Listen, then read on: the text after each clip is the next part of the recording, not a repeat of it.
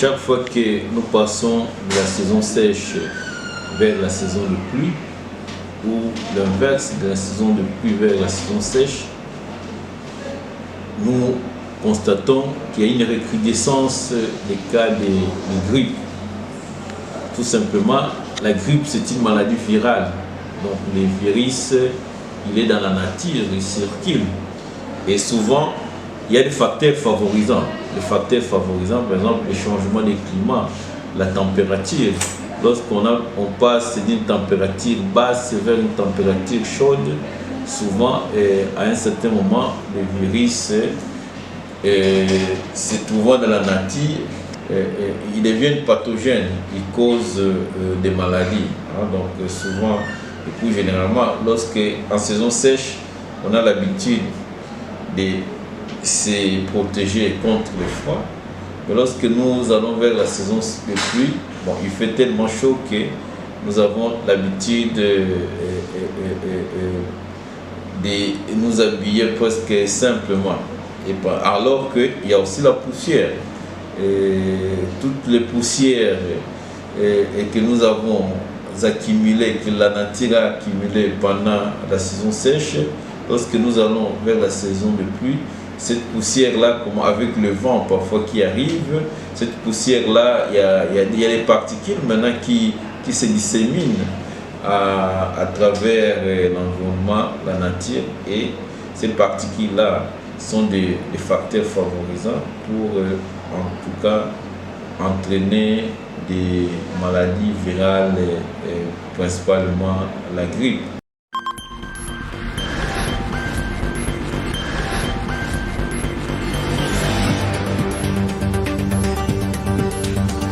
En matière de prévention, je crois que pour se protéger contre la grippe, donc nous devons éviter d'être en contact généralement avec toutes ces poussières-là qui sont des facteurs favorisants. Bon, aussi, actuellement, comme nous avons des masques, la culture des masques, bon, de temps en temps, je crois que lorsqu'on se retrouve dans un environnement où il y a la poussière, n'hésitons pas de mettre notre masque. Lorsque nous sommes grippés, nous devons avoir la culture de nous laver régulièrement. Donc je crois que les gestes barrières, nous les avons appris pendant la Covid. Donc tout le monde sait comment se prévenir contre ces grippes qui miment aussi la maladie à Covid-19. Parce que les symptômes de la grippe sont presque les mêmes avec les symptômes de la Covid-19. Donc, toutes les mesures préventives contre la Covid-19, nous pouvons aussi les utiliser contre les états grippeux, évidemment, sauf la distanciation, le confinement. Donc ici, ça sont de petites mesures. Vous avez salué quelqu'un, il faut laver les mains lorsque vous voulez tousser ou éternuer au niveau du pli du coude. Voilà un peu, et puis éviter de prendre toujours des boissons froides, privilégions des boissons chaudes. Alors, ça aussi, on peut se protéger contre toutes ces maladies grippales.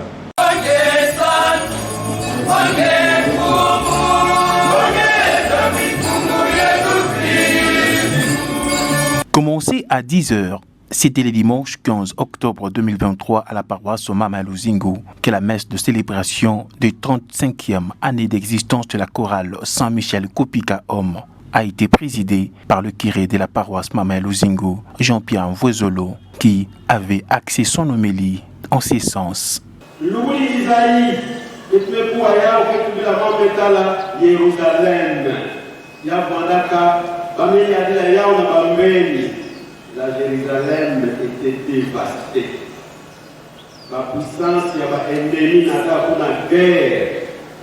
Il y a quatre y a bois et bao, des guerres de mambaza en kaka, madame Saputa bao, na ici ya bao, pour la RDC na Rwanda, pour la Est. Désespoir Kotaka, Wamupime Kezingila, que deviendrons-nous? nos enfants, les diplômés, Bakrebaka, Wapouti, le plus assouti là, Mbanza, Wameyalila Yao, Nabambeni.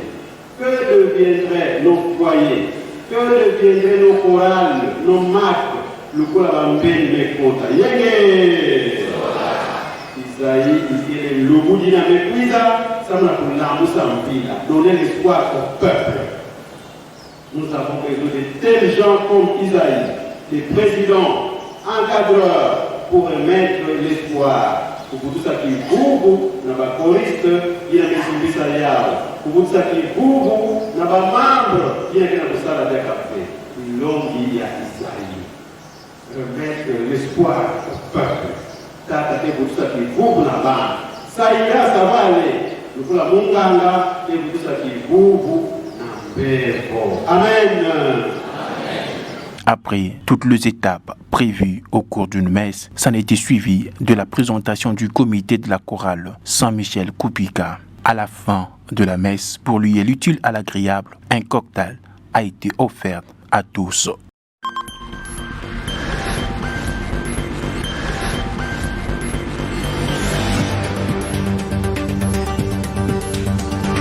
La mortalité maternelle en République démocratique du Congo reste un grand défi qui ternit l'image du pays et compté au niveau mondial comme l'un des grands pays pourvoyeurs de décès maternels. Au Congo central, précisément dans la ville de Boma, après avoir constaté que les formations sanitaires de réseau BDIOM rapportent un nombre élevé des cas, tels que 21 décès maternels en 2020, 6 décès en 2021 et 8 décès maternels en 2022. Et pour le premier semestre de 2023, 6 décès maternels, pour ne citer que cela, qu'une réunion de concertation avec les accoucheuses du réseau BDIOM Boma autour du BDIOM Boma a débuté ce mardi 17 et prendra fin le mercredi 18 octobre 2023 dans la salle Saint-Jean-Paul II, estimant que parmi les causes majeures de ces cas de décès serait la référence tardive, la désorganisation de services de maternité, les faibles compétences de certains prestataires accoucheuses qui ont pu passer un mois de stage vers la maternité de référence du BDIOM qui est la polyclinique diocésaine des secours ex-Mabakou.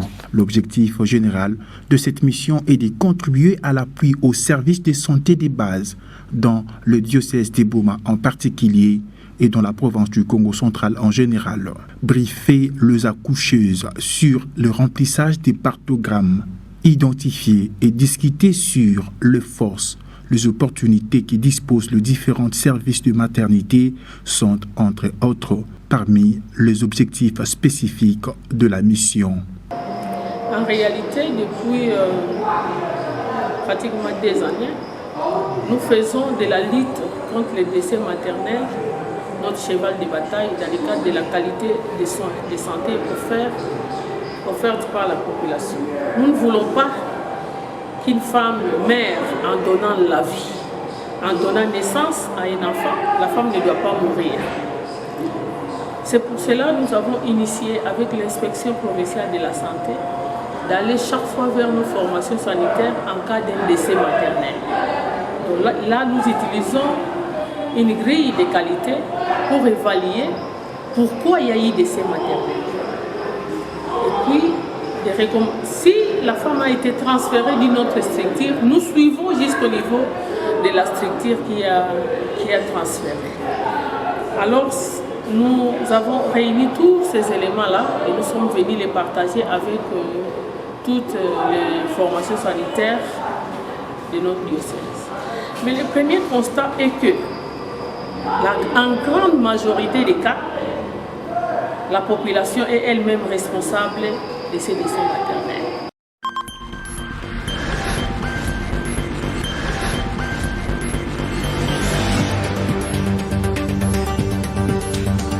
Vous me dites, vous avez donné le mot d'ordre à tous les membres de votre parti, de votre coalition, de ne pas se présenter.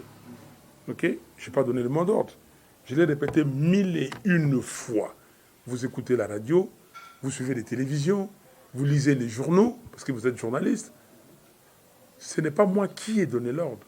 Et je viens de vous le dire. Nous, l'Amouka, c'est les groupes. J'ai lu la déclaration de l'AMOCA. Il y a une équipe de travail, une commission qui a été mise en place. Cette commission a décidé. Il y a eu des réunions de plénières. Et cette commission, la dernière plénière que nous avons eue, réunissait 54 personnes. Et quand nous avons pris cette décision, il y a des gens qui sont partis. Il y a 2 ou 3 personnes, à ce moment-là, sont partis. Ils ont dit qu'ils n'acceptaient pas cette décision. C'est démocratique. Ce n'est pas la décision des Fayoulou. Malheureusement, vous n'êtes pas dans le secret de délibération. Si vous étiez dans la salle ici, les gens qui vous donnent les informations, il y a des gens qui disent « Ah non, nous avons vu nos caméras et tout ça ». Si ces gens-là avaient vraiment des caméras à l'intérieur, ils allaient donner les positions qui ont été données là-bas. C'est la décision du groupe et non la décision des Fayoulou. Je ne suis pas dictateur. Et même maintenant, pour présenter la première décision de ne présenter aucune candidature à tous les niveaux, le 19 juin, décision du groupe. Quand on revient, on dit maintenant, on crée, il y a une commission, nous travaillons comme, c'est un groupe politique très, très, très aguerri. Vous n'avez pas un parti, un groupe politique qui a ça aujourd'hui. Les gens parlent, manifestent comme ça. Bon, c'est maintenant, pas aujourd'hui, je vais dire, en son temps. Ça s'est fait le 14 juillet 2022. Pour avoir ça le 14 juillet 2022, c'est-à-dire que le travail a été fait en amont déjà il y a longtemps. Et depuis, est matérialisé. Donc, nous travaillons, nous avons des commissions. Je vous ai donné les différentes propositions que nous avons faites pour les réformes institutionnelles. Donc, nous travaillons. La commission a de nouveau travaillé en disant les catholiques et les protestants ont dit ça. Nous-mêmes, nous faisons ça. Qu'est-ce que nous pouvons faire? Et c'est comme ça que, de nouveau, nous avons décidé de le faire, donc de présenter ma candidature. Il y a encore des gens qui sont partis. Il y a des gens qui ont dit que non, on doit rester dehors, on ne peut pas, on ne peut pas. Démocratiquement, il y en a qui sont partis. Peut-être 1 ou 2 personnes, qui sont 2 groupes, 2 partis, qui sont partis. Mais c'est la démocratie. Alors, vous me posez la question. Vous allez travailler comment? Comment vous allez gérer la République? J'ai déjà répondu à cette question. Je dis ceci. Le président de la République a un rôle important à jouer dans ce pays. Vous lisez l'article 69 et les autres articles de la Constitution, vous allez comprendre.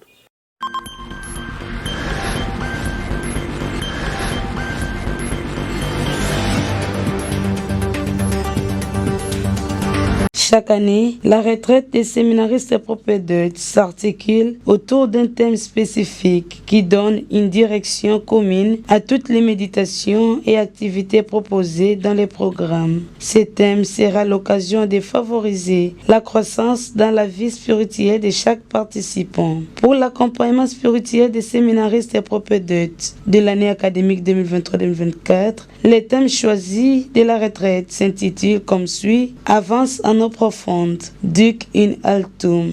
Luc 5-4. Ce thème a été abordé et médité à travers 3 moments, à savoir la prière dans la vie du séminariste, le discernement pendant la formation et s'engager pour la vie. L'abbé Richard Kondengoma, prédicateur de la dite retraite, a pour rôle de susciter l'intérêt de la part des participants. Le prédicateur doit compter sur une vaste expérience sacerdotale dans la prédication des retraites et des exercices spirituels. La retraite propose une série de prédications afin d'accompagner les participants dans leur exercice spirituel. S'inspirant des Saintes Écritures, chaque méditation comporte une prière d'introduction, des points à développer lors de la prière personnelle et une conversion avec le Seigneur pour aboutir éventuellement aux résolutions de la vie spirituelle. Temps de prière personnelle. La prière est le moyen de communiquer avec Dieu, se être avec Dieu, parler intimement avec lui et écouter sa voix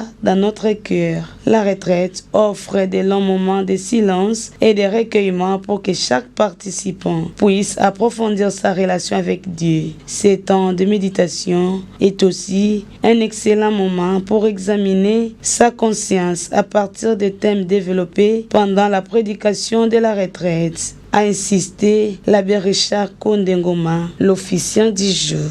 Il s'est de rappeler que l'abbé Richard Kondé a ressorti les 4 finalités de la prière, à savoir adorer, remercier, demander des grâces et demander pardon. C'est dans un climat de prière que cette activité a eu lieu dans cette partie du diocèse de Bouma.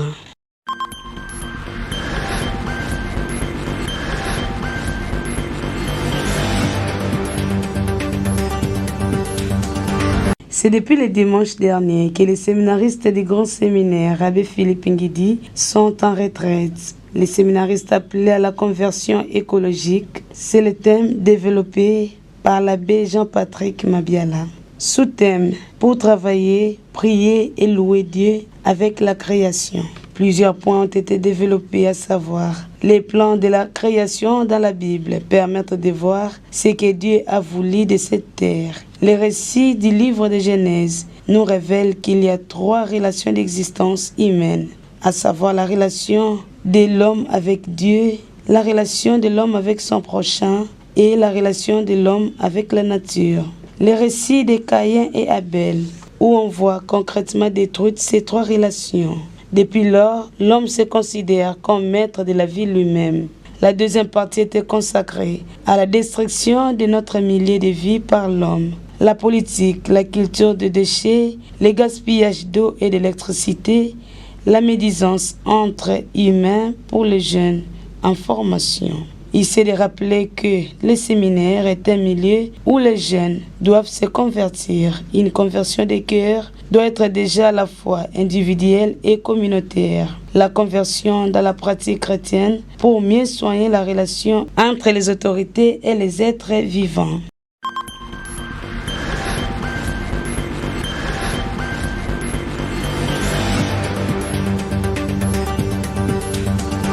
Nous avons ya kusponsorize ke bakoral bidina bakoka kufana na volonté ya kuyimbila betu salaka ona Noël betu salaka ona Pâques mula kaka en principe il faut betu salabe na ni na octobre na mois de Marie tumeza ba mois de Marie na tama betu betu wanda bana fioti na période ya ba be mbadu kwalo baba na yimbila mingi ba mimba Maria wanda yimbila mingi ba mimba Maria na ba période yayi.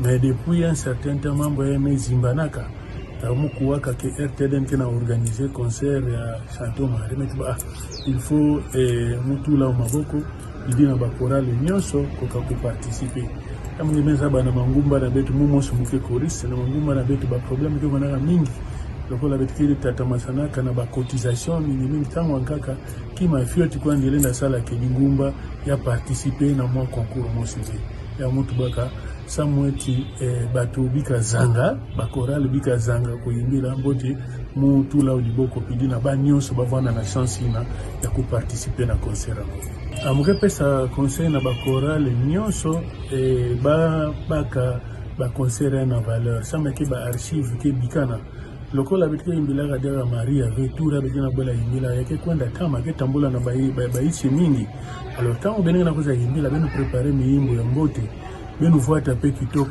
bika tu batina ipunti mebi mabani mekatuka kana na wenze kana wasika nimekuisha ngwa nika apply fuata kitoko idina ba image na bika na tiba ketala beto na place ya tama na baicha tama babika mona ke beto nde bato pasie beto nde bato misère fuata kitoko ata uniforme ke le fata noir blanc na ke sala concordance idina beto bima propre beto bima kitoko etukuisa pe mingi sama ke ba archive ke kwenda titama beneza ba ke ba jour RTD me bana sadila pe YouTube international donc ti benga na yimbila mambo yake na kwenda tama mema tangwa kazengeke na futu mama leke ndika la play mwana kaza mungu na yimbila andika kala kusadila nzambi na bakoral c'est très bien mais bame kamona ngeona la gomme mvanzi ka pe na kembote mingi.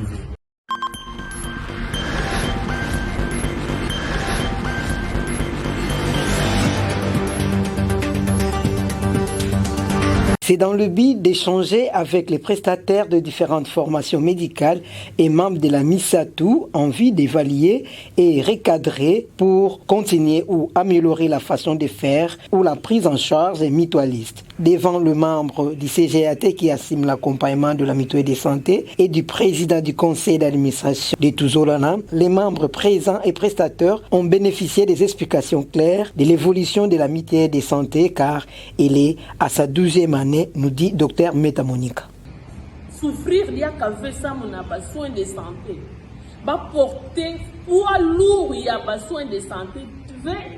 Il faut faire du prépaiement. C'est-à-dire, je ne suis pas encore malade. Vous payez la TTV, mais pas cotiser.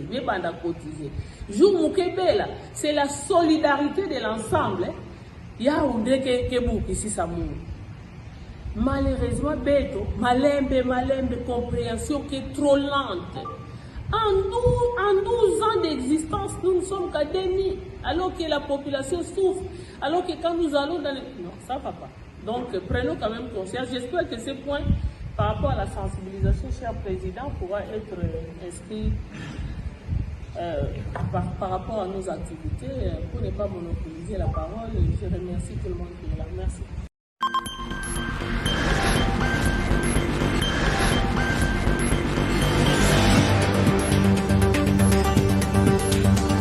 La Commission électorale nationale indépendante CENI en abrégé a provisoirement déclaré recevable vendredi 20 octobre toutes les 24 candidatures à la présidentielle de décembre 2023. La rapporteuse de cette institution, Patricia Nseya, a dévoilé cette liste à la chaîne de télévision nationale congolaise RTNC.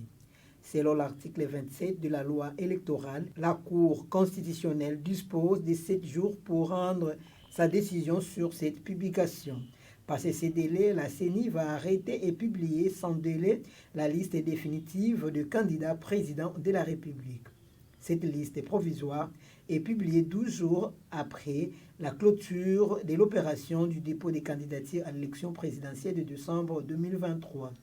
Une seule femme figure sur la liste de ces candidats qui, en majorité, se proposent, une fois élus, de rompre avec le système de prédation qui, selon eux, gangrène le pays.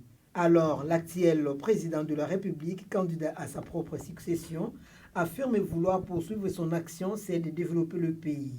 Parmi ces 24 candidats, les plus âgés, Georges Bous Falaï, 77 ans, et le plus jeune, Constant Moutamba, 35 ans.